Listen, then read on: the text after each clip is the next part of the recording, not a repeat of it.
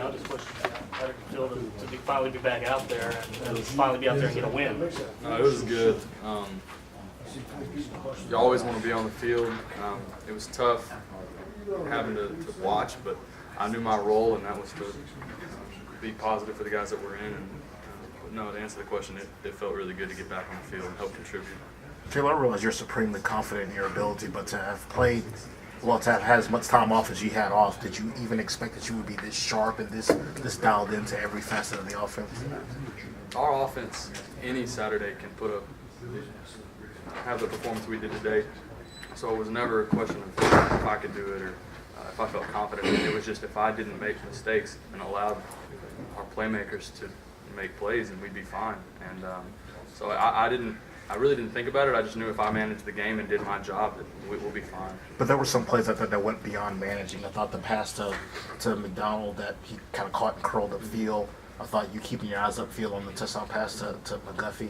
Those were plays indicative of a guy who had been in a rhythm. I mean, did you surprise yourself with those sort of plays? No, that's just staying alive.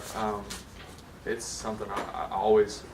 Coach Beatty does a great job teaching us when we're outside the pocket. You got to keep your eyes downfield. If it's not there, then look for a rush lane. But that's just a credit to Coach Beatty, to be honest. When you had your last full time, I guess the Texas game, and then I looked the first half of the North Texas game, the Wildcat wasn't a big part of it. What's it like coming back into this offense and having somebody like Jeremy where, like who said, it's like you're preparing for two different?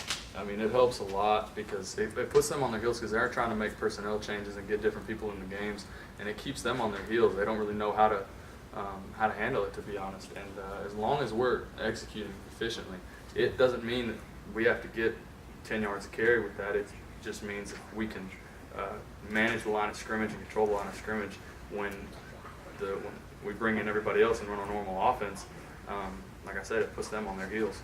Was there a point in the game, as players on the field, you realized they can't stop us? I mean, in the second quarter, that's what I'm talking to Coach Bailiff about what was said at halftime. We knew that the only reason that it was such a close game was because we had stopped ourselves just there before halftime, and we knew all week long, just watching them on tape and believing in ourselves, that we could have a big day, and so that wasn't really a surprise. And the second part of that is how much fun is it to be at the controls of an offense where you really realize that they cannot stop us from doing what I mean, it's huge. That's what you play for, is to have games like this where, I mean, that's fun. Scoring points is fun, and coming off the field with a big win like that, it's big for the program.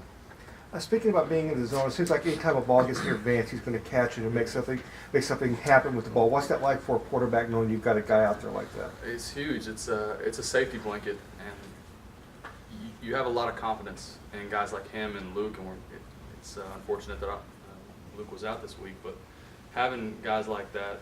Speaking up about Vance, having a guy that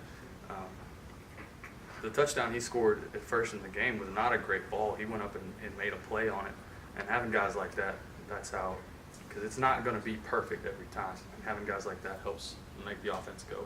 Is that part of your thinking when you throw that ball up, realizing it's one-on-one coverage and it's that guy on one-on-one coverage? He had him beat. The ball I threw just wasn't a very good ball. He made a play on it and kind of saved me there. But it was that was a big-time play by him.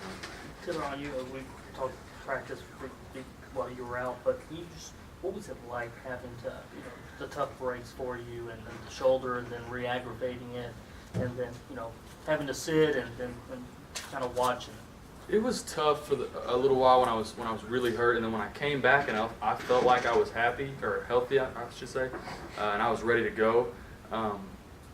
The toughest part was I felt like I was ready to go, but it just wasn't time for me to go in. Nick and Cook were playing really well, and so I had a talk with Coach Beatty, and he just said, "Hey, everybody gets hurt at one point or another. You got to assume the role of being a vocal leader, even though you're not on the field, and just staying positive because your number will get called eventually. You just don't know when."